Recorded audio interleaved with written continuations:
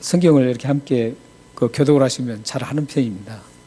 왜냐하면 커피 브레이크를 통해서 우리가 부단히 많이 함께 읽었기 때문에 굉장히 잘 읽으신 것 같습니다. 그런데 오늘은 조금 초반은 잘 읽으시다가 중간에 좀 이렇게 좀 조용해졌습니다. 그런데 또 후반으로 가면서 또 함께 잘 이렇게 읽으셨습니다. 오늘 말씀을 보면 구원이라는 그 과정, 또한 이 구원을 어떻게 얻는가, 굉장히 기본적인 거지만 무척 중요한 그런 말씀이 나옵니다. 여러분들은 세상에서 가장 아름답다라고 생각한 거 무엇입니까?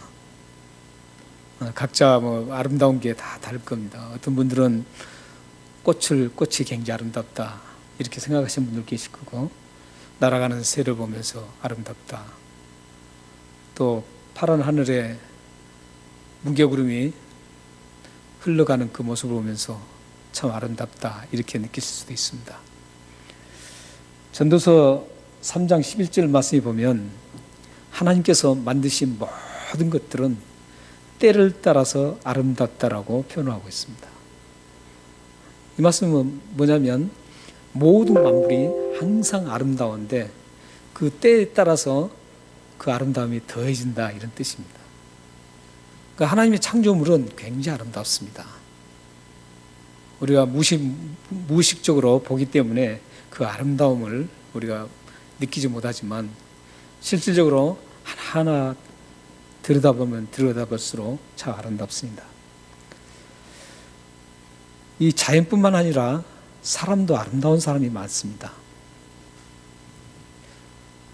사람도 아름다운 분들이 많은데 아름다운 미소를 가진 분도 계시고 또한 아름다운 말을 하는 분도 계십니다. 아름다운 말로 소통할 때 많은 사람들이 더 아름답게 보낼 때가 있습니다. 뿐만 아니라 아름다운 마음을 가진 분도 있습니다. 그런데 아무리 외모를 아름답게 꾸미고 가꾸려고 해도, 또 그렇게 가꿨다고 해도 말이 아름답지 않고 마음이 아름답지 않으면 그분은 아름답게 보이지 않습니다. 비록 외모는 굉장히 아름다운 것 같은데 그분의 마음과 그분의 말을 통해서 흘러나오는 걸 보면 아름답고 아름답지 않은 것이 보입니다. 비록 조금 외모적으로는 왜소하고 좀 아름답지 않는 것처럼 보일지라도 말이 예쁘고 마음이 예쁜 사람들은 그 사람은 굉장히 아름답게 보입니다. 며칠 전에 이제 어느 분과 함께 식사를 하면서 대화를 했습니다. 대화를 하다가 레이시즘, 그러니까 인종차별하는 호주 사람들에 대해서 이게 나왔습니다. 그런데 자기가 지금까지 겪어본 그 인종차별하는 사람들 보면 인상이 그렇게 생겼다는 거예요. 아름답지 않게 생겼답니다. 아무리 막 잘 꾸몄어도 인종차별하는 사람 딱 보면 자기가 느껴서 그런지 모르지만 보면 아름답지 않게, 인상이 아름답지 않다라는 겁니다. 저는 인종차별을 당한 적은 없습니다. 오히려 호주 분들로부터 많은 도움을 받았습니다. 그리고 얼마만큼 도와주려고 하는지 저는 그걸 생생하게 저는 경험을 했습니다. 그래서 제가 여기서 공부할 때도 신학교에서 그 호주 사람들에게 많은 도움을 받고 참 굉장히 저는 호주 사람들에 대해서 인종차별이라는 것을 저는 느끼지 못했습니다. 그런데 이제 인종차별을 받은 분들은 조금 그런 느낌을 가진 것 같아요. 근데 저도 이제 인종차별은 아니지만 저희 집에 가깝게 사는 분 한 분이 조금 안 좋아요. 별로 안 좋은데 그분이 말하는 거라든지 행동하는 거 보면 굉장히 안 좋습니다. 그래서 그분은 보면은 아름답지 않게 보여요. 그리고 아름답지 않은 것 같아요.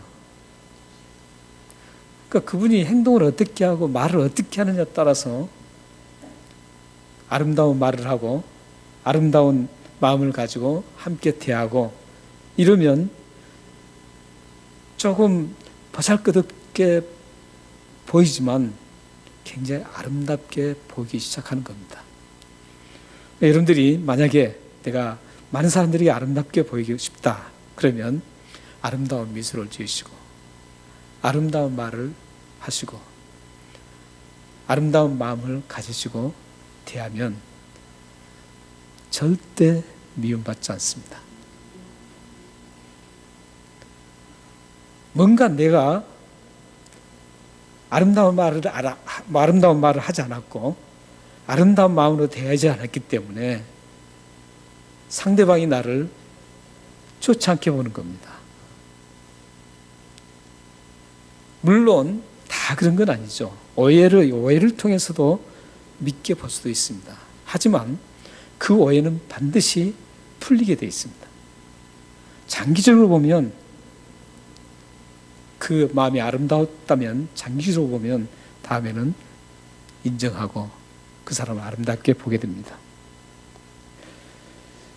그래서 우리는 어떤 외적인 아름다움에 중심을 둔 게 아니라 우리는 내면에 속 사람을 아름답게 꾸미도록 노력해야 합니다. 그러면 이 속 사람이 아름다우면 겉에는 자연스럽게 아름답게 보일 수밖에 없습니다. 남루한 옷을 입고 있을지라도 그 사람은 아름답습니다. 베드로전서 3장 3절에서 4절 말씀을 보면 그렇습니다. 제가 읽어드리겠습니다. 거기 보면은 읽어드린 것보다는 그냥 제가 요약해서 말씀드리겠습니다. 사치스러운 외적 치장으로 호감을 갖게 하지 말라. 마음과 삶으로 감동을 주어서 감동을 줄 수 있는 속사람을 단장하라. 이런 의미로 말씀합니다. 그렇기 때문에 이 성경 말씀도 이 겉을 막 꾸미고 치장을 해서 뭔가 내가 호감을 갖게 하고 아름답게 보이려고 하는 게 아니라 마음과 삶으로 감동을 줄 수 있는 속사람을 다듬어서 아름답게 다듬어서 단장하면 하나님도 아름답게 보시고 사람도 아름답게 보입니다. 사랑하는 성도 여러분 모두가 이 속사람을 아름답게 잘 다듬고 단장해 하셔서 하나님께 인정받는 아름다운 분 되시고 사람들에게도 인정받는 아름다운 삶을 살아가시길 바랍니다. 오늘 말씀 15절에 보시면 발이 아름답다고 합니다. 발. 사람의 신체 중에 사실 발은 보이질 않는 겁니다. 보이지 않는데 그 발이 아름답다고 합니다. 보이는 얼굴이 아름답다. 코가 우뚝해서 아름답다. 귀가 잘생겨서 아름답다. 눈이 아주 동그랗고 예쁘게 생겼다. 아름답다. 이렇게 해야 되는데 오늘 성경 본문 말씀에는 그거 아름답다고 하지 않고 발이 아름답다라고 말씀하고 있습니다. 전혀 노출되지 않는 그 발이 아름답다라고 말씀하고 있습니다. 그러면 왜 이 발을 아름답다고 했을까요? 우리는 이 발이 아름답다라고 한 것을 먼저 살펴보기 전에 이 발을 아름답다라고 했던 그 배경을 먼저 우리 알아보겠습니다. 그 배경이 9절 10절 말씀입니다. 9절 10절 말씀이 보시면 함께 읽어볼까요? 9절 10절이요. 자, 시작. 내가 만일 내 입으로 예수를 주로 시인하며 또 하나님께서 그를 죽은 자 가운데서 살리신 것을 내 마음으로 믿으면 구원을 받으리라. 사람이 마음으로 믿어 의에 이르고 입으로 시인하여 구원을 이루니라. 사실 10절 9장 여기 9절 10절은 보면은 자세히 보시면 9절과 10절이 이렇게 별도로 뒤바뀌어서 지금 말씀하고 있습니다. 9절에는 보면은 입으로 시인한 게 먼저 나오고 믿는 게 뒤에 나옵니다. 근데 10절 보시면은 먼저 믿는 게 먼저 나오고 그 다음에 고백하는 것, 시인하는 게 뒤에 나오고 있습니다. 여기서 이제 엄격히 따지면 여기서 10절 말씀이 순서상 맞습니다.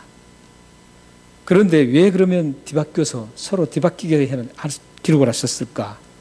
그것은 이 두 관계는 뗄래야 뗄 수 없는 관계이기 때문에 그렇습니다. 한쪽을 떼고 한쪽 떼고 이런 관계가 아니라 이 두 관계는 함께 가는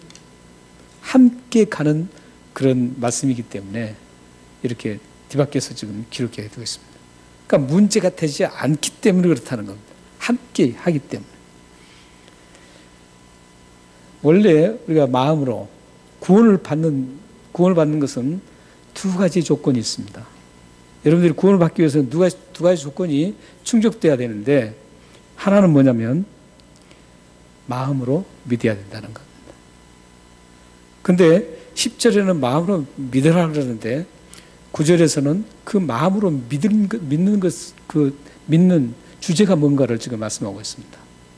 10절에 보면 마음으로 믿는 주제가 하나님께서 예수 그리스도를 죽은 자 가운데서 살린 그 부활 사건을 믿으라는 겁니다. 그러니까 이 부활 사건을 믿으라는 것은 여기에는 전제가 되어 있습니다. 어떤 전제가 되어 있냐면 십자가에서 죽으셨다라는 그 전제가 들어 있습니다. 그러니까 여기서 믿는다라는 것은 예수 그리스도께서 십자가에 죽으시고 하나님께서 죽으신 예수 그리스도를 살리셔서 그리스도께서 부활하셨다, 이것을 믿는다라는 겁니다. 이것을 믿으면 구원받는다라는 겁니다. 그런데 여기서 마음이라는 그 단어에 우리는 한번 주목해 봐야 됩니다. 믿는데 어떻게 믿느냐? 마음으로 믿으라는 겁니다. 그냥 겉으로 내 믿어 이렇게 아니라는 겁니다. 여기서 마음이라는 것은 헬라에서는 어떤 의미를 가지고 있냐면 우리 인간의 모든 중심을 거기에 두고 있다라는 의미입니다. 모든 중심이 쏠려 있는 기관, 그게 바로 마음이라는 겁니다. 그래서 이 마음을 통해서 모든 것이 결정된다라는 겁니다. 실질적으로 그렇지 않습니까? 여러분들 결정은 마음에서 결정되는 겁니다. 그래서 이 헬라어 단어는 이 마음이 모든 걸 다 중심이 돼서 결정을 한다는 것이죠. 하나님과의 관계 속에서도 하나님께 순종할 것인가, 아니면 하나님 말씀을 거부할 것인가, 이 두 가지 결정은 어디서 하냐면 마음에서 한다는 겁니다. 그렇기 때문에 이 마음에서 결정된 것에 대해서, 그 결정 상황에 대해서 반드시 책임을 져야 된다는 겁니다. 이것까지가 마음입니다. 책임까지. 여러분들이 만약에 하나님의 말씀에 거부를 하면 그 거부한 책임에 대해서 여러분들이 그 책임을 져야 된다는 겁니다. 그게 마음입니다. 예수 그리스도를 믿는 것도 믿을 것인가 믿지 않을 것인가, 그 결정을 마음에서 하는 겁니다. 마음에서 하는데 그 마음에 결정한 것은 여러분들이 책임지셔야 된다는 거죠. 그래서 예수 그리스도께서 십자가에 죽으시고 3일 만에 다시 살아나는 그 사건을 그래 지적으로 수납한 거 아니라 나의 모든 인격, 나라는 존재의 모든 것이 함축되어 있는 이 마음에서 믿어져야 된다는 겁니다. 겉으로 그냥 그래 난 믿어 이게 아니라는 겁니다. 나는 예수님께서 그렇게 한 거 믿어. 그렇지. 그게 아니고 여러분들이 깊이 내 마음이 어떤가를 여러분들이 분명하게 짚어야 되는 겁니다.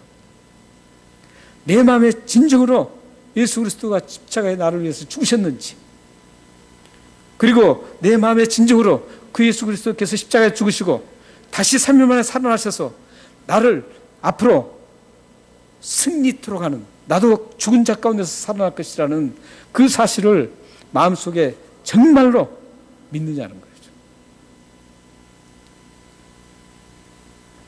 그래서 믿과 거부하는 것은 여러분의 책임입니다. 하나님 책임 아닙니다. 이걸 믿으면 구원을 받는다는 겁니다. 근데 구원은 여기서 끝나지 않습니다. 오늘 보면 뭐라 그럽니까? 입으로 시인하면, 입으로 시인하는 게 중요합니다. 이것을 제가 두 개의 뗄래야 뗄 수 없다는 그 관계를 제가 말씀드렸잖아요. 뗄래야 뗄 수 없는 관계를 말씀드려요. 입으로 시인하는 것은, 여기서 시인이라는 것은 어떤 시를 쓰는 시인이 아니라 고백한다는, 공개적으로 고백한다라는 의미를 담고 있습니다.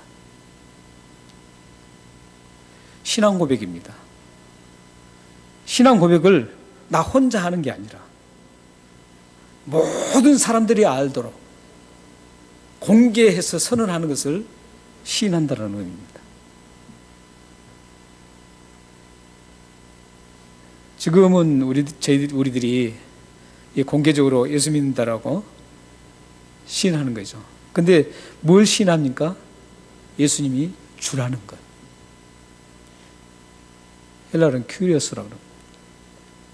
예수님이 주님이시라는 것. 예수님이 나의 주인이라는 것. 이걸 시인하라는 거죠. 공개적으로 선언하라는 겁니다. 그래서 신앙 고백이 굉장히 중요한 겁니다. 어떤 교회라든지 어떤 분들은 그래요. 왜 사도신경을 고백하느냐? 이렇게 얘기하거든요. 근데 우리 기독교 역사에 이 예배를 어떻게 드릴 것인가, 이걸 놓고 굉장히 고민을 많이 한 겁니다. 굉장히 고민을 많이 했어요. 어쩌면 다른 것보다 가장 고민 많았던 게 이 예배를 어떤 순서를 집어넣고 예배를 드려야지 하나님께서 좋아하실까, 이걸 오래전부터 교부 시대 때부터 이걸 논의를 했습니다. 근데 거기서 빠지지 않는 게 뭔 줄 아세요? 사도신경이에요. 왜 그럴까요? 이렇게 함께 모여서 나는 이렇게 나는 믿습니다. 공개적으로 선언하는 겁니다. 공개적으로 선언하는 거예요. 요즘은 하도 예배가 인간 중심으로 흘러가가지고, 인간 중심으로 흘러서 사람들을 즐겁게 해주려고, 이 고리타분한 건 다 없애자, 이렇게 된 거예요. 그래서 사도신경 같은 건 뭐 하냐? 그냥 찬송 그냥 들었다 찬송하고 기분 좋게 그냥 마음 확 풀고 이러자는 거예요. 지금 이건 하나님 앞에 드리는 예배가 아니에요. 하나님 앞에 드리는 것은 나의 고백이 중요한 겁니다. 여러분들 평상시에 사시다가 사도신경 하십니까? 일주일 동안 사시는데, 하나님, 저는 하나님을 믿습니다. 하나님이 창조하신 것을 믿습니다. 예수 그리스도께서 오신 것을 믿습니다. 이렇게 고백하십니까? 일주일에 하지를 못하죠, 별로. 우리가 공적으로 모인 이 예배 속에서 우리가 이 엄청나게 보배로운 신앙 고백을 그래도 일주일에 한 번 정도는 해야 되지 않습니까? 이 신앙 고백이 얼마나 중요한지 몰라요. 오늘 본문에도 지금 입으로 지금 공개적으로 신앙 고백을 선언하는 거예요. 그런데 이때 신앙 고백은 공개하기가 쉽지 않은 때였어요. 지금 우리들이야 나는 예수님을 주님으로 모십니다. 이렇게 해도 전혀 문제될 것 없습니다. 그런데 이 로마서를 기록할 당시에 그때는 어떤 상황인 줄 아세요? 로마 황제를 카이저를 황제로 숭배했답니다. 로마 황제를 주인으로 숭배했던 시절이에요. 그래서 로마 황제 외에 다른 모든 것들을 주인으로 섬긴다 그러면 그 사람을 잡아 죽였습니다. 이때는 더 예수를 믿는 사람들이 굉장히 힘들 때였습니다. 만약에 저 사람이 예수 믿는다는 냄새가 나면 그 사람을 잡아왔습니다. 잡아와서 너가 예수를 주로 시인하느냐 시인하지 않느냐 이 두 가지 중에 하나를 선택하라고 했습니다. 그래서 거기서 내가 주로 예수님은 나의 주인입니다. 공적으로 이렇게 신앙 고백을 하면 그 사람은 죽였습니다. 그리고 그 고백을 하지 않으면 석방시켰습니다. 지금 이런 시절이 지금 이 얘기입니다. 이 말씀이. 누가 감히 예수님을 나의 주로 고백할 수 있는 그런 시기겠어요? 웬만해서는 모든 사람들이 할 수가 없는 겁니다. 이 공개 고백을 하면 공개적으로 예수님이 나의 주인이라는 것을 고백하면 당장 목숨이 지금 달아나가는 시기였어요. 그런 시기에 구원을 받는 사람은 반드시 해야 될 게 입술로 공개적으로 주 예수님이 나의 주인이십니다. 이걸 고백했어야 됩니다. 그러면 왜 로마 황제가 자기를 주인이라고 그렇게 고백하도록 했느냐는 것이죠. 그리고 왜 우리가 예수님을 주인으로 고백해야 하는 건가요? 주인으로 고백한다는 것은 나의 모든 삶을 주장하시고 내가 그 주인을 따라서 나의 삶을 맞춰서 가겠다는 것. 그게 주로 고백하는 뜻입니다. 나의 삶에 주인 예수님이 맞춰서 오는 게 아니라 내가 요구하는 것이 아니라 예수님이 주인이신 예수님이 요구하면 그 요구에 대해서 나는 어떤 것도 내 목숨이 다 달아날지라도 그 예수님의 명령을 따른다는 뜻입니다. 이게 주인이죠.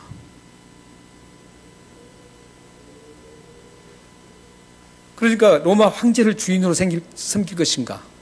아니면 예수님을 주인으로 섬길 것인가? 로마 황제가 당신의 모든 주인이라고 인정할 것인가? 아니면 예수님이 당신의 모든 것을 주인으로 인정할 것인가? 이 두 가지였습니다.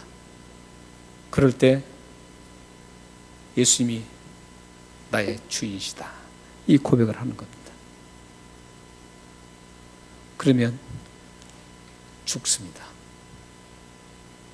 그래서 굉장히 많은 사람들이 죽었어요. 그 고백 하나를 했다고 해서 죽었던 수많은 믿음의 선진들이 당시에 있었습니다. 그럴지라도 그들은 그 고백을 담대하게 했습니다. 왜 그런 줄 아세요? 그 밑에 말씀이 나옵니다. 11절부터 12절 말씀입니다. 거기 보면 성경이 이르되 누구든지 그를 믿는 자는 부끄러움을 당하지 아니하리라 하니 유대인이나 헬라인이나 차별이 없음이라. 한 분이신 주께서 모든 사람의 주가 되사 그를 부르는 모든 사람에게 부유하시도다. 이렇게 말씀합니다. 저희 11절 말씀에는 예수님을 주로 고백한 사람들에 대해서 부끄러움을 당하지 않게 하겠다는 것이죠. 그리고 12절에는 그 사람들에게 주님께서 부유하게 해주시겠다는 것. 이걸 어떻게 보면 물질적인 생각으로 풀이하면 안 됩니다. 부유하게 해주신다니까. 그래, 난 모든 것만 다 주실 거야. 이게 아닙니다. 부끄러움을 당하지 않다는 것은 예수님도 말씀하셨습니다. 내가 심판날에 예수님이 오셨을 때 심판하실 때 나를 부인하지 않는 자로 그 사람들은 부끄러움을 당하지 않을 것이다 라고 말씀합니다. 그래서 여기서는 어떤 의미냐면 당장 내가 죽고 그 문제가 아니에요. 최후의 나의 모습, 그 모습에서 부끄러울 것인지 부끄러워하지 않을 것인지, 이건 어떤 의미냐면 구원받는지 구원받지 않든지 이 두 가지라는 것이죠. 이것은 구원을 책임져 준다 이런 의미입니다.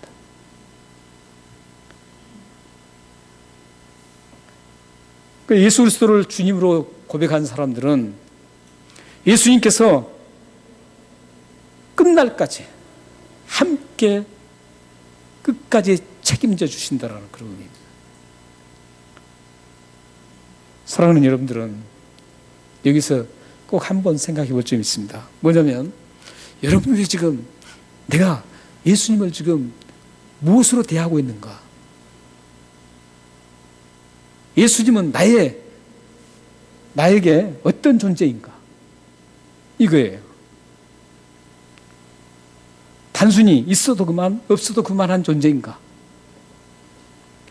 예수님은 나에게 뭐 있으나 마나한 존재인가? 아니면 더 처참한 것은 예수님이 나의 어떤 종처럼 내가 요구하면 들어주고 이런 존재인가? 아니면 예수님은 나의 주인이시기 때문에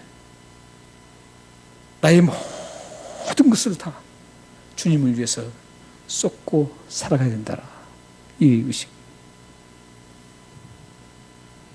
여러분들은 예수님을 어떤 존재로 지금 여기고 살아가고 있습니까? 여러분을 위해서 십자가에 죽으신 예수님, 여러분의 죄를 다 용서해 주기 위해서 그 처참한 십자가에서 죽으신 예수님, 여러분의 부활 승리를 위해서, 여기 죄에서 승리를 위해서 3일 만에 다시 살아나신 그 예수 그리스도신, 그 예수 그리스도는 여러분들의 주인이신데 그 주인을 어떻게 여러분들은 대하고 사셨는지 깊이 한번 우리가 생각해 볼 필요가 있습니다. 여러분의 주님은 어떤 분입니까? 여러분의 주님은 단순히 액세서리 정도의 그런 주님이십니까? 아니면 예수님은 나의 전부입니까? 오늘 사도 바울은 지금 나의 전부라고 하는 그 사람들에게 대해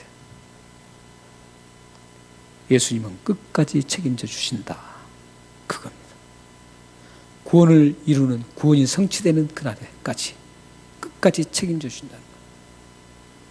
때로는 이 세상에서 죽음을 피하게 만드실 수 있는 분이 하나 주님이십니다. 우리가 요구하지 않아도 필요한 것들을 다 하시는 주님이십니다. 우리가 하나님께 부르짖지 않아도 우리의 아픔과 우리의 힘든 부분, 우리의 난제들 예수님은 다 아세요. 그걸 모든 것들을 책임져 주신다는 분이 바로 예수 그리스도입니다.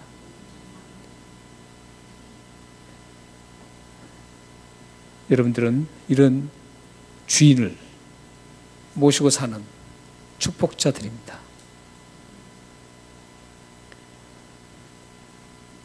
그런데 이렇게 예수를 믿는 사람, 주님을 주로 고백하는 그 엄청난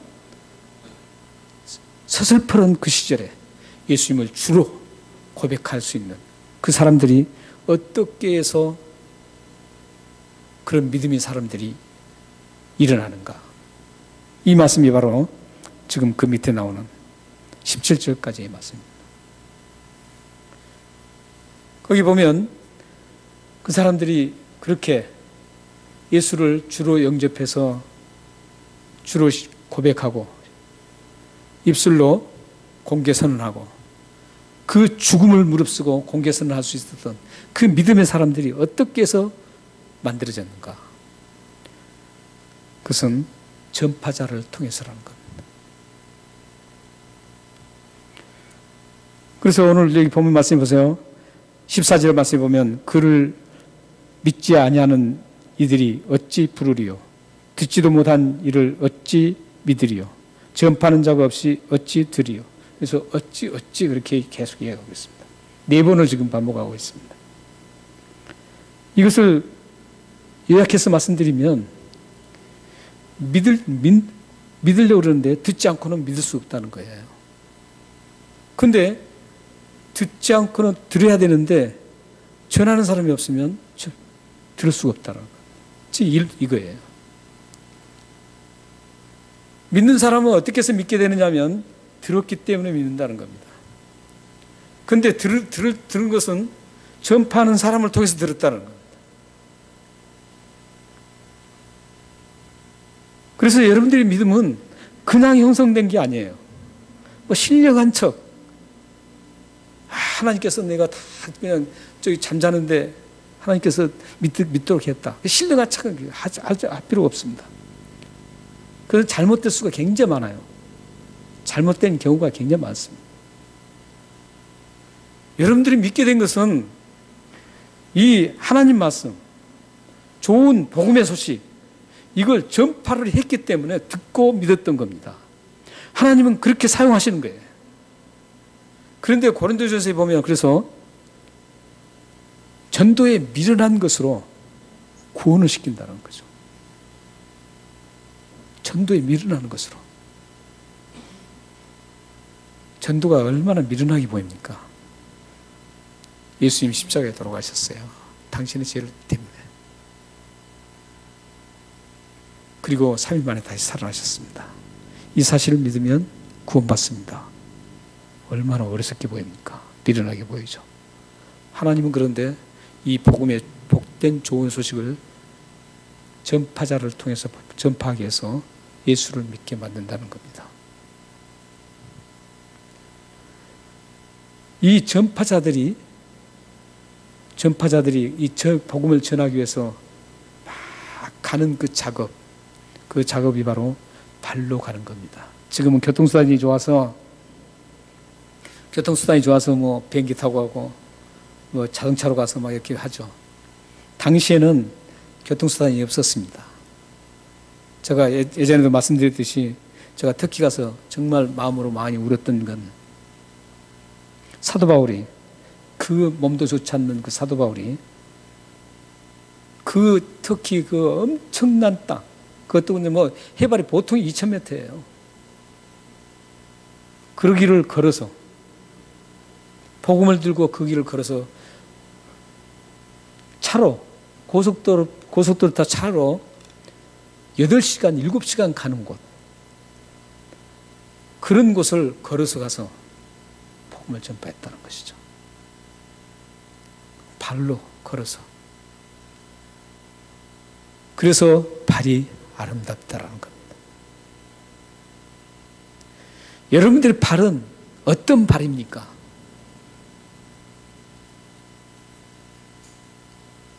여러분들은 지금 무엇을 위해서 가고 있습니까? 여러분의 발은 지금 어디를 향해서 가고 있습니까? 무엇을 지금 얻기 위해서 가고 있습니까? 여러분들이 가는 발이 어떠냐에 따라서 여러분 발이 아름다울 수 있고 여러분들이 발이 아름답지 못할 수 있습니다. 사랑하는 여러분들이 정말 아름다운 발이 되길 바랍니다. 이 복음을 들고 전파하는 그 힘들게 그 가는 발, 얼마나 힘듭니까? 그런데 하나님 보시고 그 발을 보시고 아름답다 이렇게 말씀합니다. 그가 무슨 이득을 위해서 갔다라고 하면, 자기 어떤 풍성함을 위해서 그 길을 걸어갔다면 아름다운 발이라고 하나님은 말씀하지 않습니다. 죽어가는 그 영혼을 살리는 가장 우리가 감당해야 될, 예수를 믿은 사람이 가장 감당해야 될 그 사명이 죽어가는 영혼을 살리는 일입니다. 이 죽어가는 영혼을 살리는 그 아름다운 발을 아름답다라고 하나님은 인정하고 있습니다. 사랑하는 모든 성도님들께서 때를 얻든지 못 얻든지 부단히 하나님께서 찾으신 그 영혼에게 하나님의 말씀을 전하셔서 영혼을 살려서 가장 아름다운 발이 되는 여러분들 되시기를 주님의 이름으로 축원합니다. 기도하겠습니다. 좋으신 하나님,